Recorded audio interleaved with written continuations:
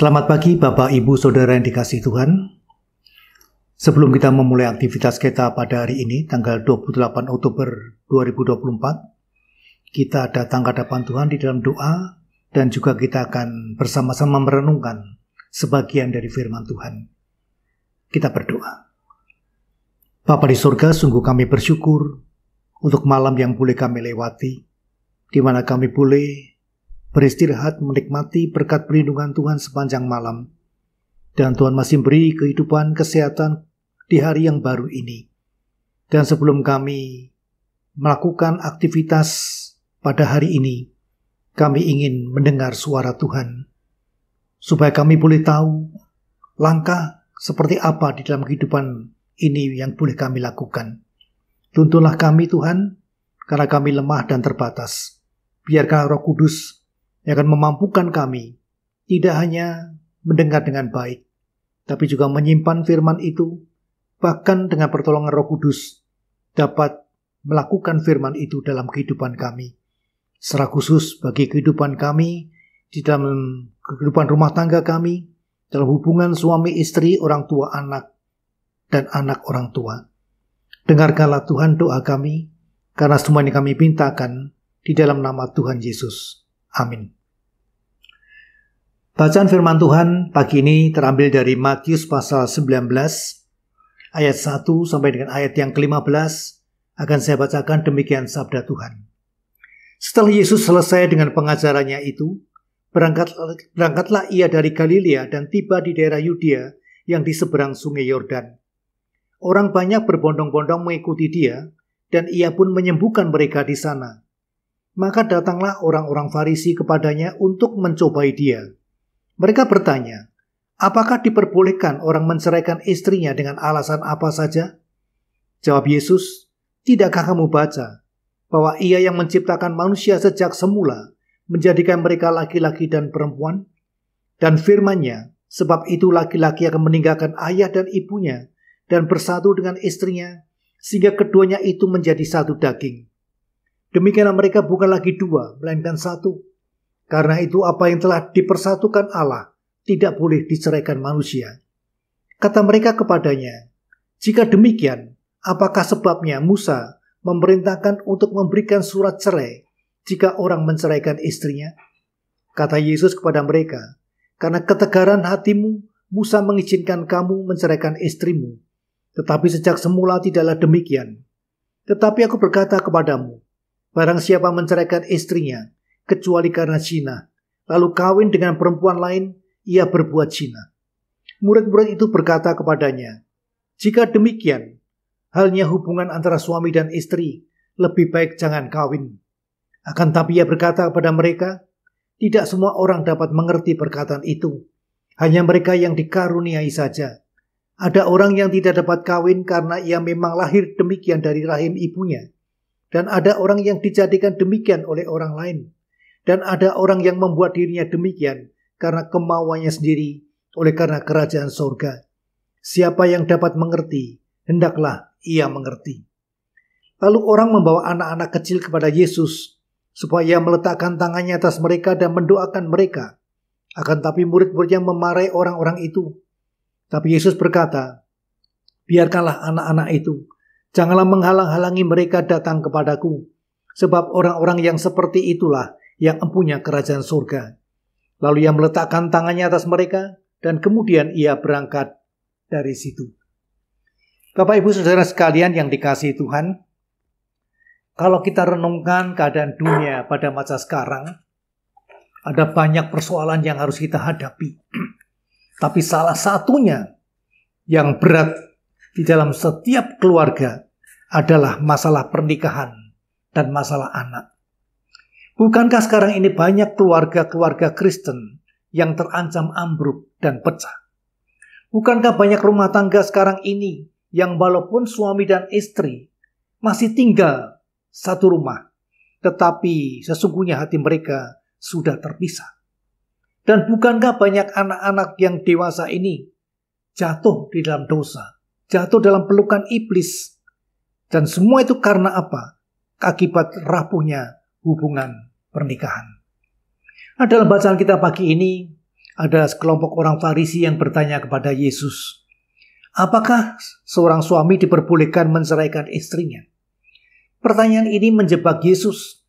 Pertanyaan ini muncul karena memang pada saat itu masalah perceraian itu merupakan topik yang hangat diperdebatkan di kalangan orang Yahudi. Soalnya waktu itu di tengah masyarakat Israel, tali pernikahan sangat longgar sekali. Seorang laki-laki boleh menceraikan istrinya karena istrinya berzina. Bahkan tidak jarang pada saat itu, seorang laki-laki menceraikan istrinya gara-gara hal yang sangat sepele sekali. Pendeknya pada waktu itu, orang mudah menikah, tetapi juga mudah bercerai. Pasalnya ialah, di dalam perjanjian lama, dalam Ulangan 24 ayat 1, ada ketentuan Taurat Yahudi tentang perceraian yang menggariskan begini. Apabila seorang mengambil seorang perempuan dan menjadi suaminya, dan jika kemudian ia tidak menyukai lagi perempuan itu, sebab didapatinya yang tidak senonoh padanya, lalu ia menulis surat cerai dan menyerahkan ke tangan perempuan itu, sesudah itu dia menyuruh dia pergi dari rumahnya. Interpretasi dari ayat ini menjadi macam-macam bagi masyarakat Yahudi pada waktu itu. Ada yang mengatakan bahwa seorang yang berzina dapat diceraikan. Ada lagi yang bahkan memperlonggar dengan mengatakan kalau sudah tidak cinta lagi, boleh diceraikan, dan seterusnya. Masalah ini yang dihadapkan pada Yesus untuk dimintai pendapatnya. Dan inilah jebakan. Kalau Yesus katakan boleh menceraikan, maka Yesus itu tidak ada istimewanya. Dia hanya mengajarkan hal-hal yang biasa. Sebaliknya kalau Yesus mengatakan tidak boleh bercerai, maka dia mengajarkan hal yang sangat sulit, sehingga tidak ada yang dapat mengikutinya. Tapi Yesus tidak terjebak. Ia tidak menjawab pertanyaan sesuai selera orang banyak.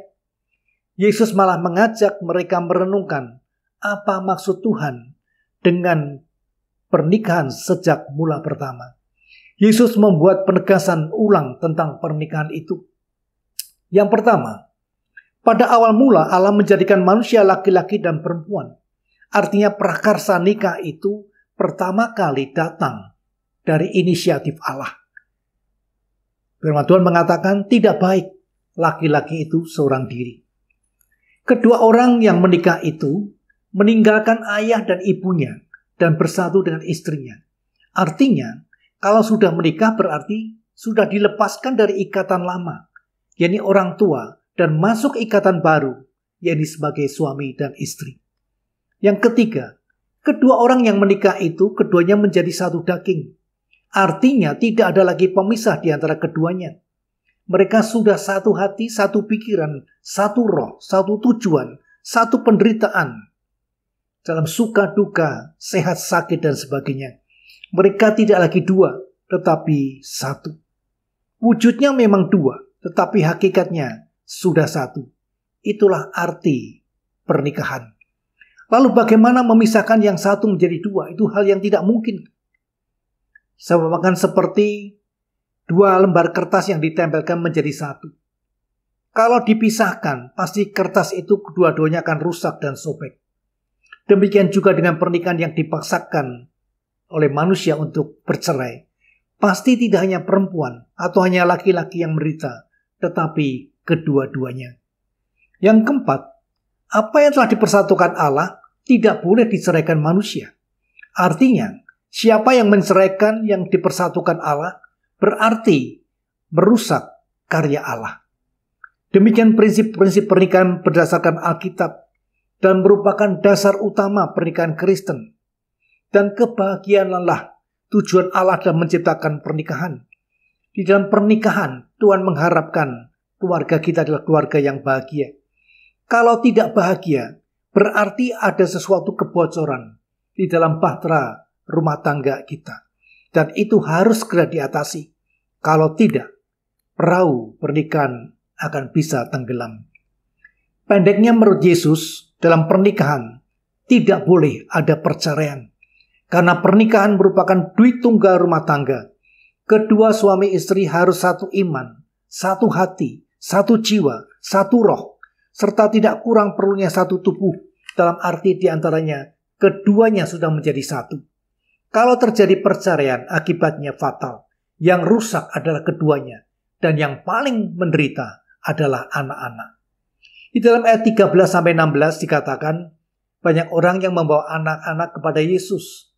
Kita tahu anak adalah salah satu kebahagiaan dalam pernikahan. Setelah dia menguraikan masalah yang sangat sulit dan pokok dalam keluarga, yaitu tentang dasar pernikahan, sekarang kita lihat bagaimana sikap Yesus kepada anak-anak. Bagi banyak keluarga Kristen, melahirkan anak bukan sesuatu yang sulit. Yang tersulit dalam rumah tangga adalah bagaimana membawa anak itu kepada Tuhan, sehingga kelak anak-anak itu akan bertumbuh dengan baik, beriman di dalam Yesus, dan tidak jatuh dalam pelukan iblis. Tapi kenyataannya, ada banyak keluarga Kristen yang gagal di dalam mendidik anak-anaknya. Bukan materi, uang, biaya sekolah yang pokok buat anak-anak. Yang paling pokok bagi anak ialah harus berada di dalam iman, di dalam Yesus. Sebagaimana ibu-ibu dalam perikop ini membawa anak-anak kepada Yesus untuk diberkati, maka demikian kiranya setiap ibu-ibu Kristen membawa anak-anaknya kepada Yesus. Bukan hanya membawa dalam acara pembaptisan, tetapi setiap hari harus membimbing anak-anak supaya mengenal Yesus dan berjalan bersama dengan jalan Yesus. Suami istri yang cekcok, bahkan yang bercerai, tidak mungkin dapat membawa anak-anak ke dalam pelukan Yesus. Beda sikap manusia terhadap anak. Banyak sikap yang salah. Dalam perikop ini dikatakan mereka, murid-murid itu marah pada ibu-ibu yang membawa anaknya kepada Yesus. Buat mereka terlalu kecil bagi Yesus untuk mengurusi anak-anak itu. Sikap seperti ini ditentang oleh Yesus. Tidak terlalu kecil anak-anak buat dia, malah itu sangat pokok.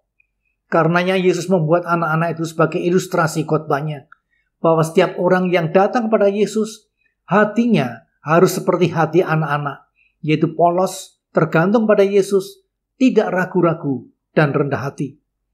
Lalu pertanyaannya adalah, apakah prioritas di dalam kehidupan saudara dan saya? Apakah yang harus kita utamakan? Ada urutan fasilitas, urutan pertama, kedua, dan ketiga. Inilah yang harus kita ketahui.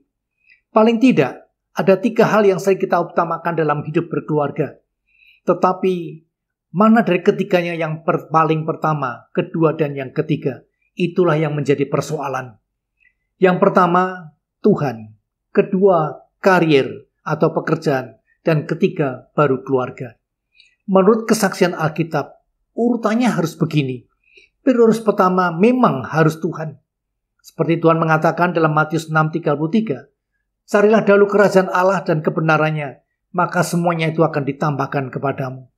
Jadi hal yang pertama dan utama, yaitu Tuhan dalam urutan yang pertama. Lalu yang kedua, yang utamakan bukan karir atau pekerjaan, tetapi keluarga, yaitu istri, suami atau anak-anak kita. Baru kita memikirkan karir atau pekerjaan. Terus kalian di tengah situasi yang berat, di mana banyak persoalan yang menimpa di dalam kehidupan berkeluarga, biarkanlah firman ini boleh mengarahkan kita.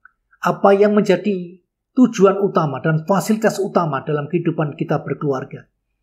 Tentu yang pertama adalah Tuhan. Yang kedua, kita memfokuskan kepada keluarga kita. Baru yang ketiga, kita memfokuskan kepada karir atau pekerjaan kita. Sehingga biarkan dengan firman ini kita tahu apa langkah kita selanjutnya di dalam kehidupan berkeluarga. Karena Tuhan menghendaki setiap keluarga Kristen adalah keluarga yang bahagia, keluarga yang penuh dengan damai sejahtera, saling mengasihi satu dengan yang lain. Tuhan memberkati firman-Nya. Amin. Mari kita berdoa. Bapa di surga, terima kasih untuk firman yang boleh kami dengar pagi ini. Kepada setiap kami Tuhan mengingatkan hal yang utama dalam kehidupan ini. Terima kasih Tuhan karena Tuhan mengingatkan bahwa urutan yang pertama yang menjadi fokus utama dalam kehidupan kami, terutama berkeluarga, adalah Tuhan sebagai pokok satu-satunya. Kemudian yang kedua, kita arahkan fokus kehidupan kita kepada keluarga kita, kepada istri, kepada suami, atau kepada anak-anak kita. Dan yang ketiga, baru kita fokuskan kepada karir atau pekerjaan kita. Tuhan berkati kami semua agar setiap keluarga Kristen adalah keluarga yang penuh dengan kebahagiaan, yang penuh dengan damai sejahtera, seperti yang Tuhan inginkan. Inilah doa syukur kami Tuhan, yang kami naikkan di dalam nama Tuhan Yesus. Amin.